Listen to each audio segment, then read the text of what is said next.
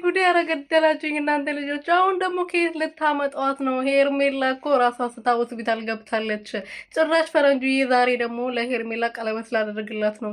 የአብርሃምን ልጅ እንደ ልጅ አድርጌ አሳድገዋለሁ። ልጅሽን ብቻሽን አታሳድጊም፣ እኔ እያለሁልሽ አንቺ ብቻሽን አትሰቃይም፣ የኔ እናት እኔ ያለሁልሽ እያለ እንግዲህ ዛሬ ደግሞ ቀለበት ይዞ ከጓደኛው ጋር የሰርጌ ለታ ከበሮ ሲመታ እያለ እንግዲህ መጥተዋል ማለት ነው። እንደምታዩት ማለት ነው። አረ የእናንተ ድራማ ሳውን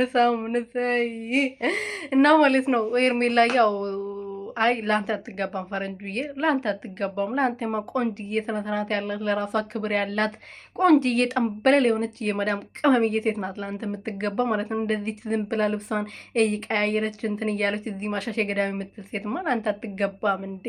በዛም ደግሞ እርጉዝ ሴት ወንድም ልበል አልልም። ሰላም ሰላም ቤተሰብ እንዴት ናችሁ? ደህና ናችሁ ወይ? እኔ ያለው እግዚአብሔር ይመስገን። በያላችሁበት ሰላማችሁ ብዘት ትርፍርፍ ይበልልኝ። ለዚህ ቻናል አዲስ የሆናችሁ ሰብስክራይብ፣ ሼር፣ ላይክ እያረጋችሁ ቤተሰብ እንድትሆኑ በትህትና እየጠየቁኝ እንግዲህ ዛሬ ደግሞ ፈረንጁ የአዲስ ድራማ አዲስ ጉድ ይዞልን መጥተዋል።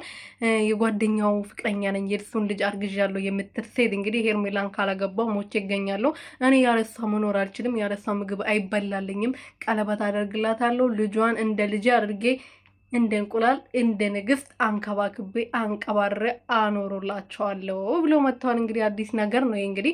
ሄርሜላ ደግሞ ቪዲዮን ካላየከው ትላንትና ራሷ ስታ ወርቃለች፣ ያው ዛሬ ደግሞ ሆስፒታል ገብታለች ብሎ እዚህ እነዛነዙብናል። ይመጣሉ፣ እኔ እንጃ ይመጣሉ፣ እንደዛ ነው። ስለዚህ ሆስፒታል ደግሞ ሄደው ቀለበት ልታረግ አስበክ ነው? አይ ፈረንጁ የቤት አይደለችም እኮ እንዴ!